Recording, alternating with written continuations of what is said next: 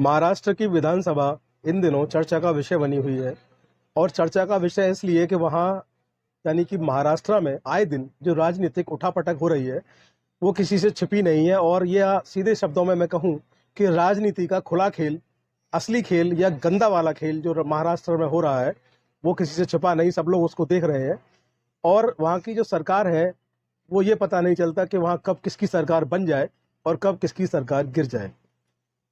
उद्धव ठाकरे की शिवसेना की सरकार थी महाराष्ट्र में, और उद्धव ठाकरे की शिवसेना की सरकार रातों रात चली गई। वहाँ के जो मुख्यमंत्री हैं एकनाथ शिंदे कुछ विधायकों को लेकर अलग हो गए और उद्धव ठाकरे ने बिना फ्लोर टेस्ट पास किए अपनी जो मुख्यमंत्री की कुर्सी थी उससे इस्तीफा दे दिया।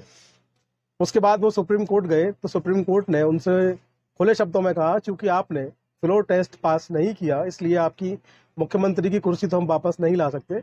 बाकी जो आप कहते हैं कि विधायक आपके हैं और एकनाथ शिंदे कहते हैं कि विधायक उनके हैं, तो इस बारे में विचार करेंगे। इस विधायकों की अयोग्यता निरयोग्यता को लेकर के विचार किया जा सकता है।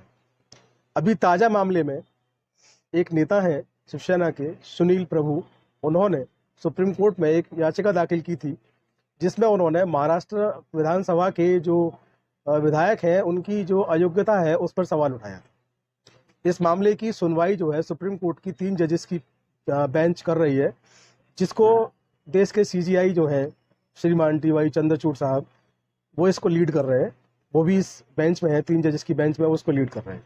यानी कि मामले की सुनवाई सीधे सीधे मैं कहूँ तो श्रीमान चंद्रचूड़ साहब सीजीआई ऑफ इंडिया इसकी सुनवाई कर रहे हैं। मामला दिलचस्प और हो जाता है इसलिए कि अभी अभी महाराष्ट्र में जो शरद पवार जो फैमिली है बहुत अच्छे राजनीतिज्ञ हैं, उन पर मैं कुछ कहना नहीं चाहूँगा। उनके बेटे हैं अजीत पवार जो अभी अभी उनके भतीजे हैं अजीत पवार जो अभी अभी मुख्यमंत्री बने हैं और उप मुख्यमंत्री बने हैं।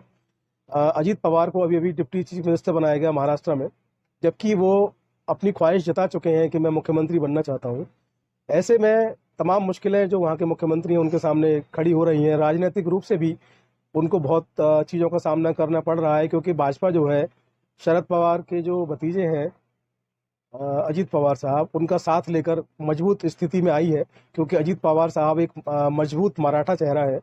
और आजकल जो राजनीति चल रही है उन्होंने अपने आप को साबित भी किया है कि वो एक मजबूत मराठा चेहरा है। तो भाजपा की जो ज़रूरत है वो तो अजीत पवार साहब भी पूरा कर सकते हैं। तो एकनाथ शिंदे जो इस वक्त मुख्यमंत्री हैं उनके लिए कितनी मुश्किलें हैं इस बात का अंदाज़ा राजनीतिक उठापटक से भी लगाया जा सकता है। फिलहाल हम बात करेंगे कानूनी। तो सुप्रीम कोर्ट ने महाराष्ट्र विधानसभा के जो स्पीकर हैं उनको एक नोटिस भेजा है, और उस नोटिस में उन्होंने स्पष्ट शब्दों में कहा है कि 2 हफ्तों में आप जो विधायक हैं वहाँ के उनकी निरयोग्यता अयोग्यता पर फैसला लें, उनको नोटिस जारी करें और अयोग्यता निरयोग्यता पर फैसला लें आप 2 हफ्तों के अंदर। उसके बाद सुप्रीम कोर्ट को सूचित करें। यानी कि अगर वो विधायक जो हैं इस वक्त के मुख्यमंत्री जो हैं एकनाथ शिंदे के जो विधायक हैं, अगर वो विधानसभा स्पीकर उनको अयोग्य पाते हैं, निरयोग्य पाते हैं, तो यकीनन जो है एकनाथ शिंदे जो सीएम है उनकी कुर्सी जाना तय है। हालांकि भाजपा को इससे कोई नुकसान होने वाला नहीं है, वो अजीत पवार साहब से हाथ मिला के इस कमी को पूरा कर लेंगे। लेकिन इस वक्त वहाँ के जो मुख्यमंत्री हैं एकनाथ शिंदे महाराष्ट्र के, उनकी कुर्सी बेशक खतरे में नजर आती है, क्योंकि इस मामले की सुनवाई श्रीमान टी वाई चंद्रचूड़ साहब कर रहे हैं, जो देश के मुख्य न्यायाधीश हैं। 3 जजेस की बेंच है, पूरी सुनवाई कर रहे हैं।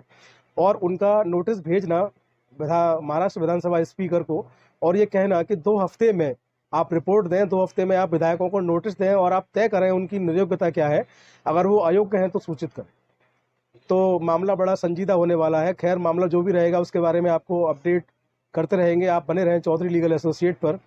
और जाते जाते इतना कहना चाहूँगा कि वीडियो अच्छा लगा हो तो इसको अपने दोस्तों साथियों तक फॉरवर्ड अवश्य करें। बाकी आप लोग हमें सब्सक्राइब कर सकते हैं। इसके अलावा आप नोटिफिकेशन का बेल है उसको ऑल पर सेलेक्ट कर लें, जिससे कि हमारे लीगल अपडेट आप लोगों को मिलते रहें। आप लोग हमें फेसबुक और इंस्टाग्राम पर भी फॉलो कर सकते हैं। एड्रेस सेम है, चौधरी लीगल एसोसिएट। जय हिंद, जय भारत, नमस्कार।